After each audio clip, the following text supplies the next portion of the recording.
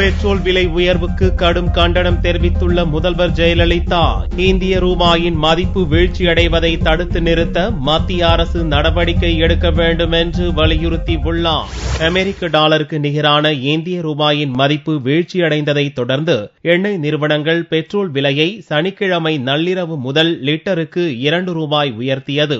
சென்னையில் வாட் வரி உட்பட 1 லிட்டருக்கு ₹2.54 உயர்ந்து 1 லிட்டர் பெட்ரோல் ₹69.39 விற்பனையாகிறது.